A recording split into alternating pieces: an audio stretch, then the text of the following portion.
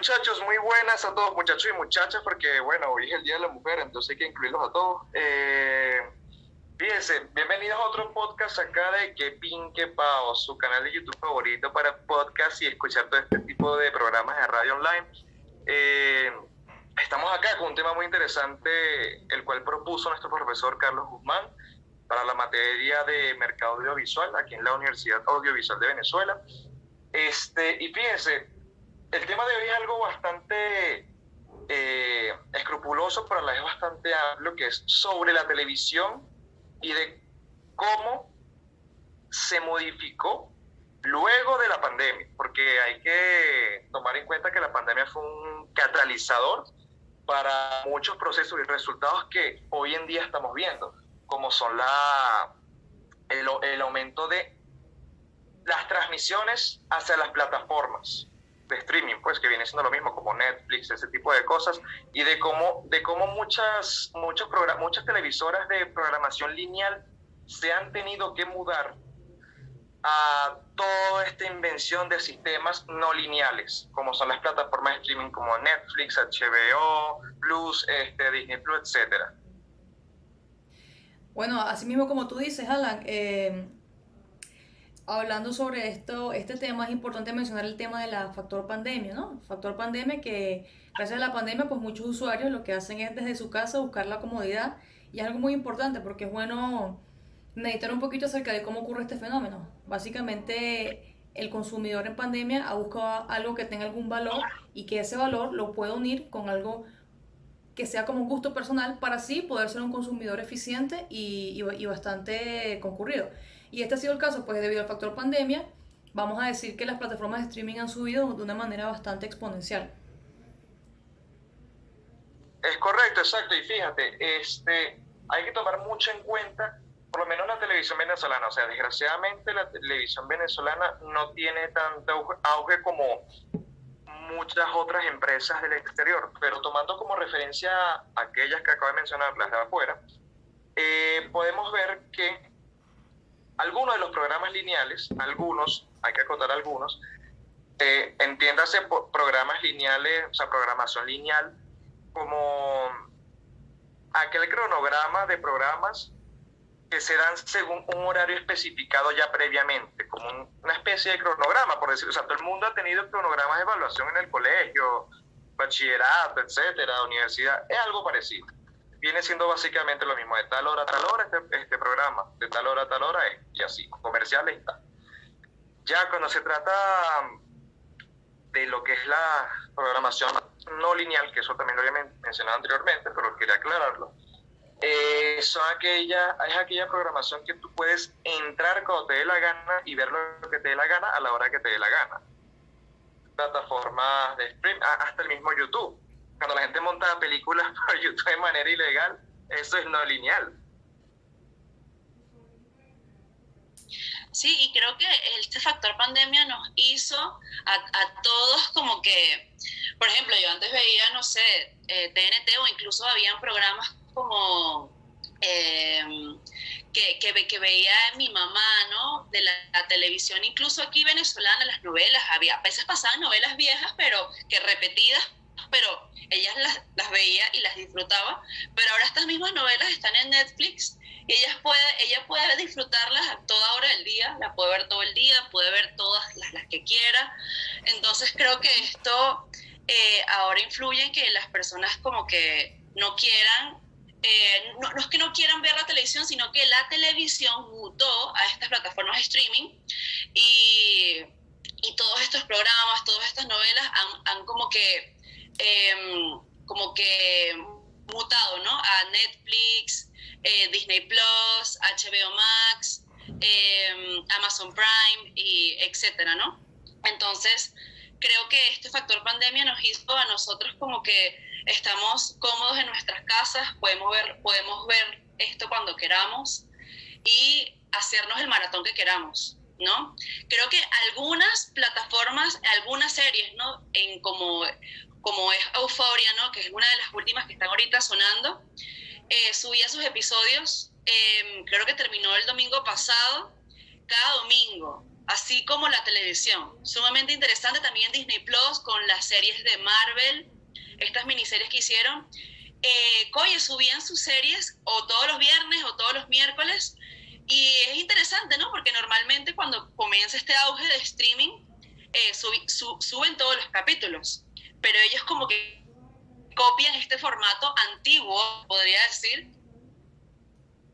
Espectadores como que con esa ansiedad de que llegue la otra semana a ver ese episodio. Y bueno, es como que estas mezclas, ¿no? Estas formas antiguas con las nuevas, pero como todo ahora lo vemos desde estas plataformas streaming y no desde esta televisión como que en vivo, ¿no?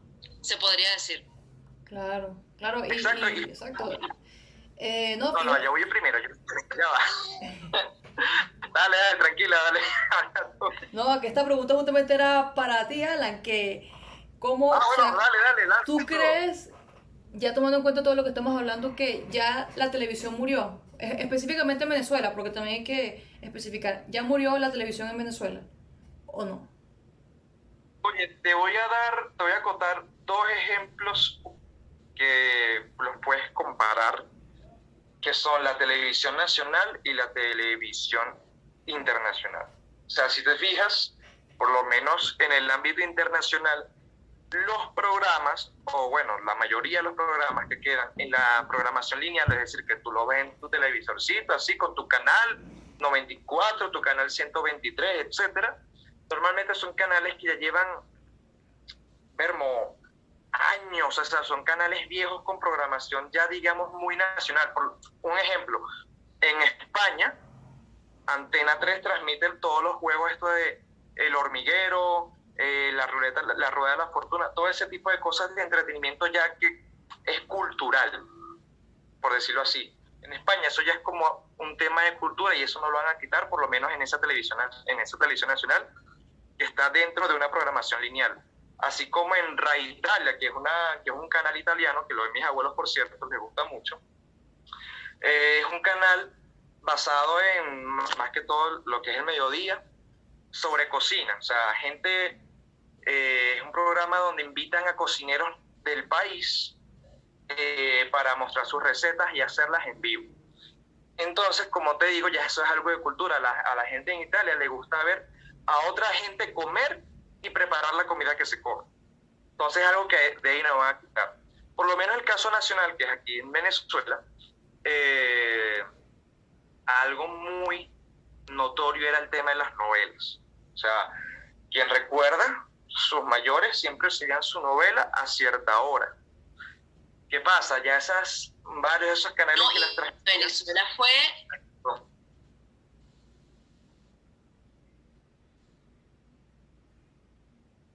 Bueno, fíjate, concha, como que se quedó pegado el audio. Fíjate, con el tema de las novelas, o sea, muchos de los canales que las transmitían, porque uno también veía muchas novelas que se dan en Latinoamérica. Esos canales muchos cerraron, o el tema de la situación en su país no les dio, digamos, esa mano amiga para seguir en pie. Entonces, bueno, ahorita los que quedan son canales muy específicos, como por ejemplo TVs, que yo creo que casi nadie en el país lo sintoniza. O sea, de hecho, los talentos nacionales o se quedan en microteatro o van a novelas de otros países, sean de la misma región, del mismo continente, disculpa, o sea de otros continentes, otros países, pero normalmente siempre es... hoy en día normalmente el talento nacional se va, por lo que toda la producción nacional se ve o muy limitada, porque sí existe, no lo voy a negar que sí existe, se ve muy limitada, o vermos, está ahí rudo, pues. Exactamente. Exactamente, sí, como tú dices. Y bueno, Jessy, ¿tú qué piensas de esto que estamos hablando? ¿Qué piensas de todo esto, del streaming, de la TV? Bueno, yo creo que las novelas, como que lo que quería acotar es que Venezuela era un exportador de novelas sumamente importante para los países de Latinoamérica y para todos los países del mundo. O sea, hubieron novelas de venezolanas que se tradujeron se doblaron a un montón de idiomas, porque las novelas eran bastante importantes para nosotros. Creo que si Situación País no estuviera, creo que continuaríamos con esta cultura, Alan, así como dices, como en Italia o España, que se mantiene esta cultura de la tradición nacional. Creo que lo mantuvimos. Creo que es de nuestra identidad y todavía seríamos un exportador de novelas para todo el mundo. Lastimosamente, bueno, ya conocemos la situación, pero creo que eso se hubiese mantenido. Esperemos que, bueno, se continúen haciendo. Hay actores, de hecho, lo comentábamos Sabrina y yo, de actores venezolanos en Netflix. Y oye, eso para nosotros es bastante, nos halaga, ¿no? Y nos sube el pechito así como de paloma, porque de verdad que ver nuestra cultura y nuestro país como que siendo exportado, ya sea no con producciones grandes, pero por lo menos igual verlos en estos lugares de streaming a nuestros actores o directores de fotografía y directores venezolanos.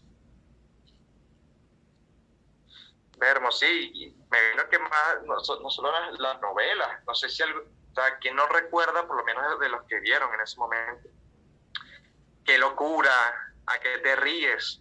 Ese tipo de programas que, Vermo, marcaban mucho al venezolano, porque el venezolano siempre ha sido echador de broma, pues. Entonces esos programas referentes al humor, todo el elenco de humor y parodia venezolana, Vermo, todo eso, un momento que se cayó.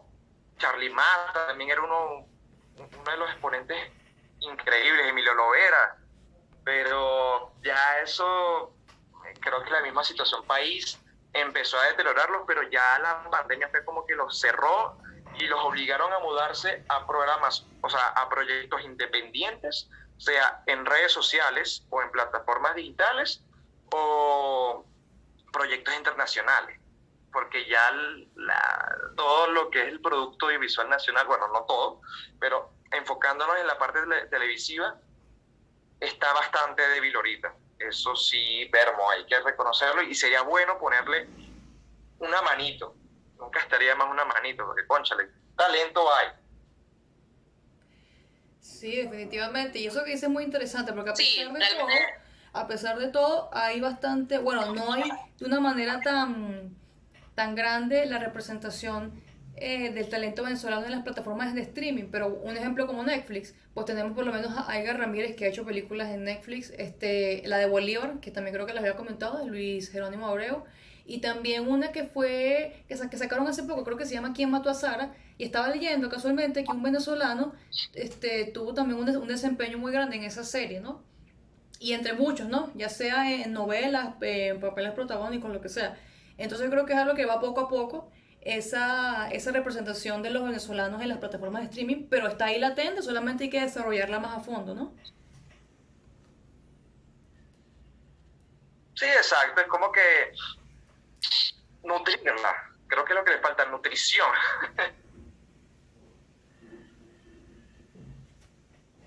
Pero bueno, ¿qué puede decir entonces?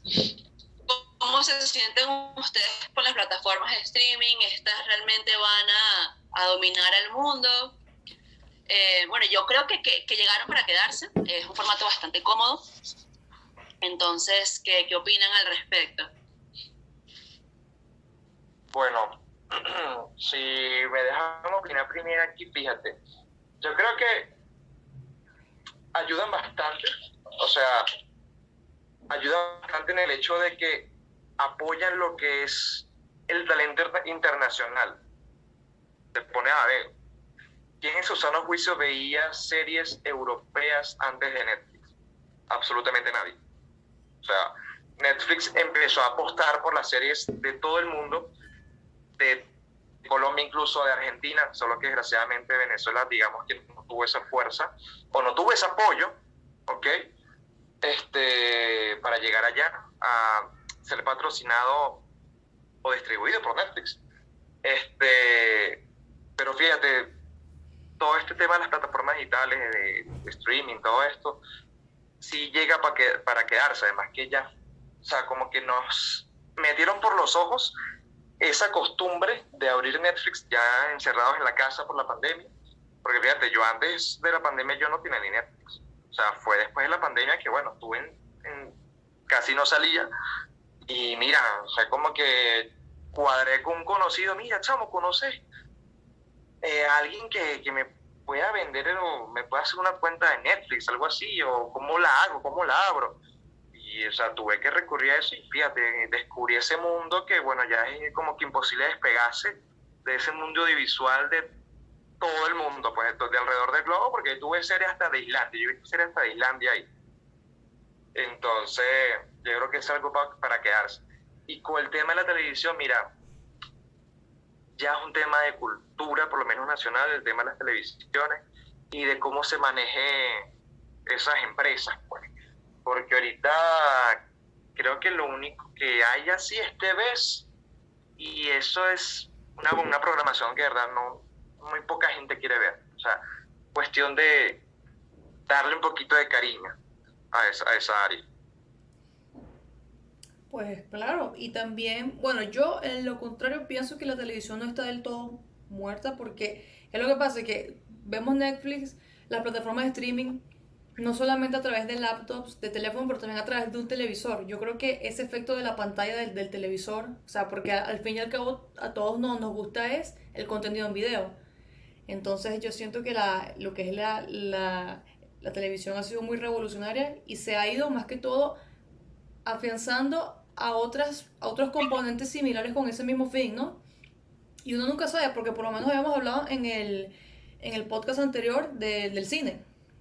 Y también habíamos hablado que mucha gente está usando más las plataformas de streaming, pero también está yendo al cine últimamente para algunos estrenos en específico. Uno nunca sabe si ya después, que ahorita que se está medio normalizando todo, me atrevo a decir, eh, pues quién sabe, podría todo cambiar o no sé qué piensan al respecto. Jessy. Sí, sí, bueno, realmente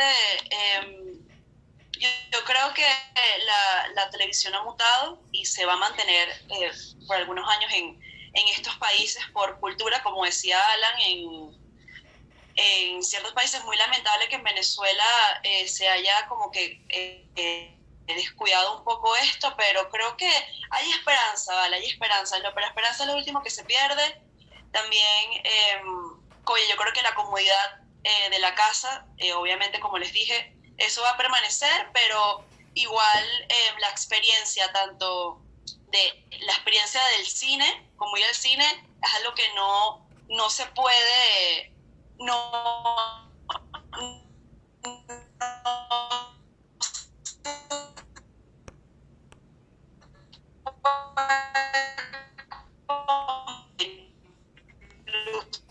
va a crecer incluso más. Pero bueno, ya para ir cerrando, creo que esto es un tema que da para mucho más, pero fue un honor estar con ustedes, Sabrina, gracias. Como siempre, un honor, Jessy. Bueno, este fue el segundo capítulo, espero que les haya gustado. Es correcto, muchachas. Aquí, bueno, muchas gracias a todos por sintonizarnos. Aquí estamos, cerramos el programa por ustedes. Aquí Sabrina Cárdenas, Jessica García y mi persona, Alan Ambiase. Y bueno, de verdad, muchas gracias por sintonizarnos, por siempre estar, bueno, no siempre, pero bueno, lo más que puedan estar pendientes de los episodios que saquemos. Y bueno, hasta la próxima, que les traeremos otro tema interesante para que nos nutramos un poco todos. Así, hasta luego, que pinte Claro que para hoy. sí. Hasta luego todos.